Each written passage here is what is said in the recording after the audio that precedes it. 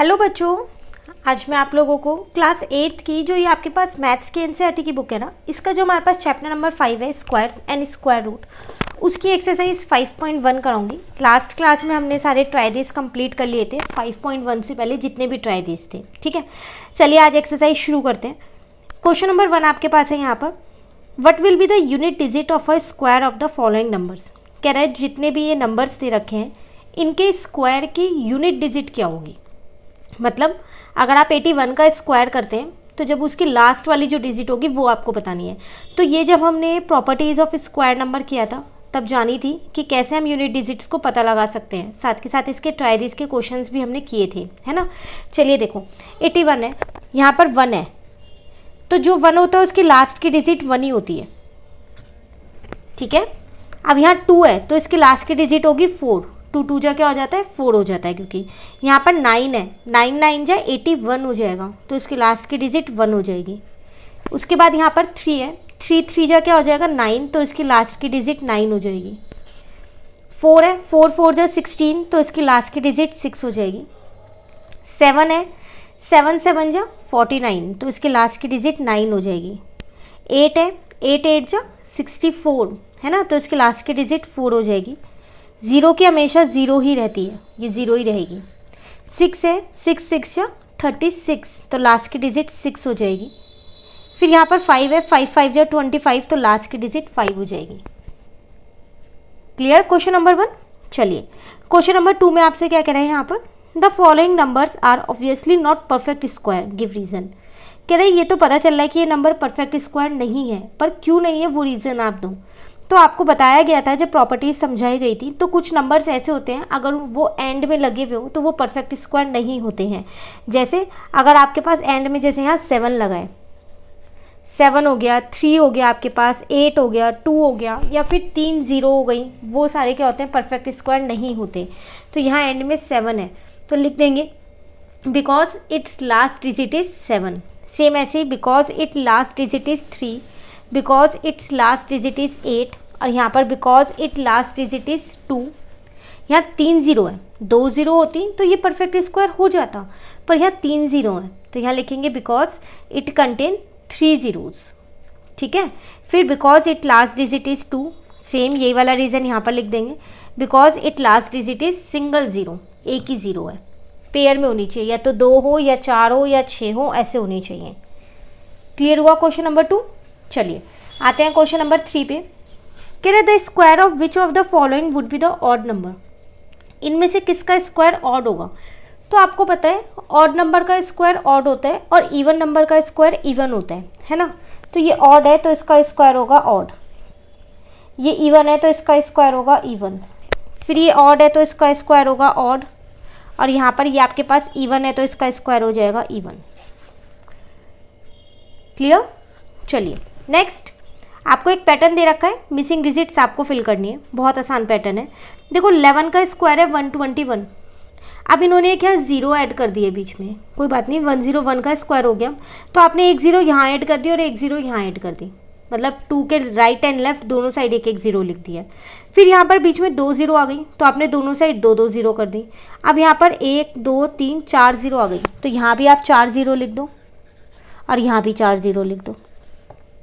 ठीक है, यहाँ कितनी आ गई 1 2 3 4 5 6 0 आ गई, तो यहाँ पर क्या करोगे 1 1 2 3 4 5 6 0, फिर 2 लिखोगे, फिर 1 2 3 4 5 6 0, फिर 1 लिख दोगे। सिर्फ पैटर्न देख के कंप्लीट करना है। क्लियर हुआ। चलिए आते हैं क्वेश्चन नंबर 5 पे। अगेन मिसिंग नंबर को फिल करना है। 11 का स्क्वायर फिर 121 दे रखा है, देखो ऊपर वाला ही है, 101 है, एक एक 0 आ गई, लेकिन अब पैटर्न चेंज है, यहाँ पर 1 zeros नहीं ऐड हुई, 0 1 0 1 आ गया है, खाली जीरोज वाला ये पैटर्न था, तो यहाँ पर एक 0 फिर 1 फिर 0 आ गया, तो यहाँ आ गया 10 20 30, और ये वाले नंबर्स वापस रिपीट हो गए हैं।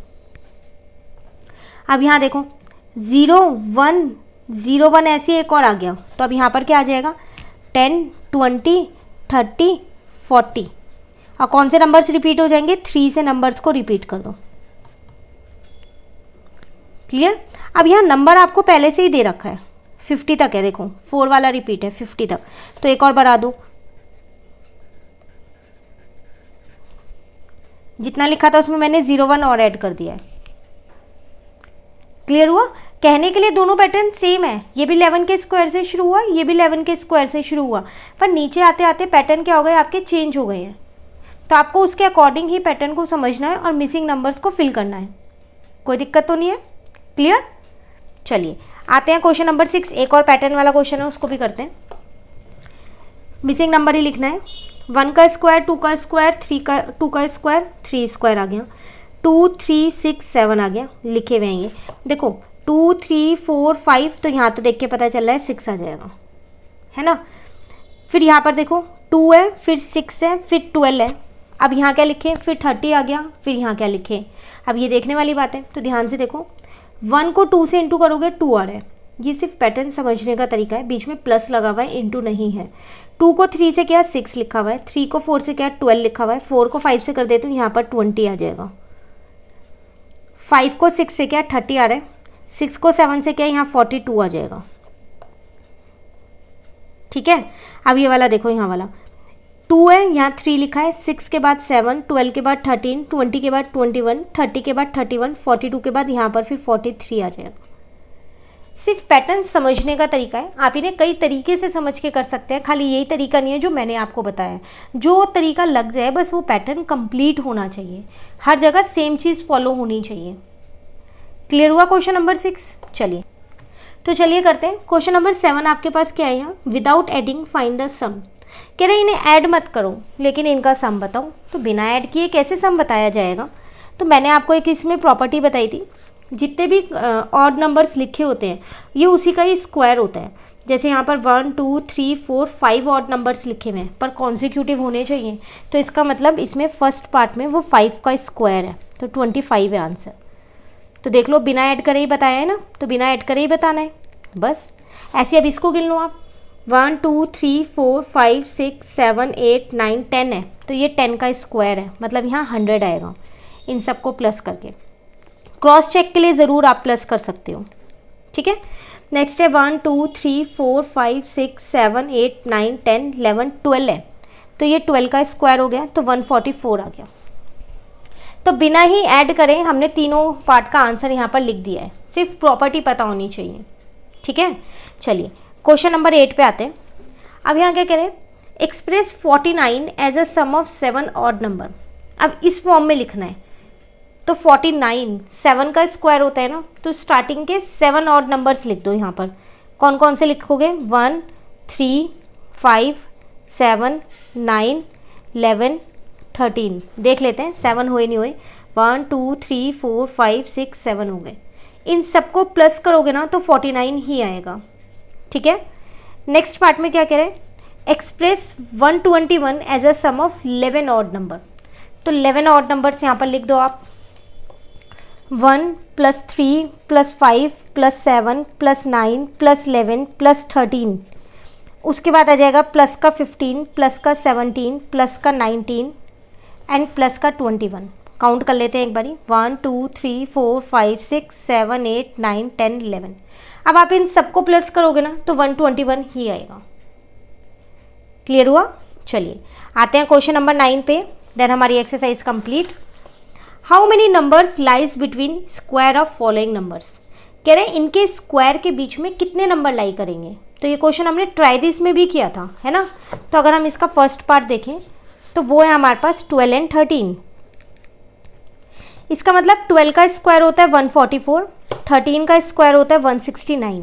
इनके बीच के नंबर्स, अब आप इनके बीच के नंबर्स लिखिए नहीं और ना ही काउंट कीजिए, आसान तरीका है। 169 में से 144 को माइनस कर दो, 25 आ रहा है। तो नंबर्स लाइज बिटवीन,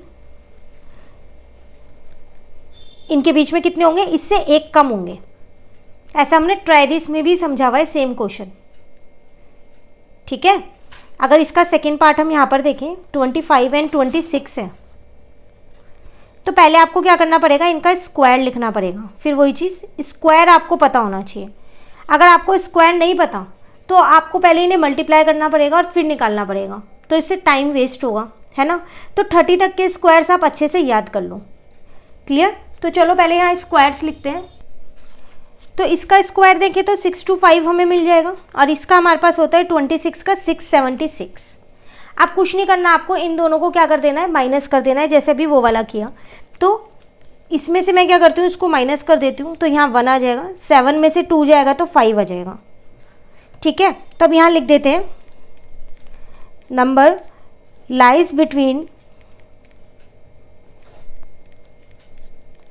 50 है ना, तो एक कम लिखेंगे 50, 51 का एक कम, हमेशा एक कम लिखना है आपको। क्लियर? चलिए थर्ड पार्ट 99 एंड 100। अब ये वाला पार्ट आपके लिए होमवर्क में है सॉरी, जल्दी से इस पार्ट को करो और मुझे कमेंट करके बताओ कि इन दोनों के स्क्वायर के बीच में कितने नंबर्स लाई करते हैं। खुद से करना, देखना मत कहीं से भी, खुद कोशिश करना। नहीं आए तो कमेंट करके पूछ लेना, मैं नेक्स्ट क्लास में दोबारा एक्सप्लेन कर दूंगी। तो हम नेक्स्ट क्लास में अपने नंबर्स का स्क्वायर कैसे निकालते हैं उसको जानेंगे। आज की क्लास यहीं ख़त्म करते हैं, नेक्स्ट क्लास में नेक्स्ट टॉपिक स्टार्ट करने वाले हैं हम। काफ़ी इंपॉर्टेंट है ये वाला टॉपिक। कहीं भी दिक्कत लगे कमेंट करके ज़रूर पूछ लीजिएगा।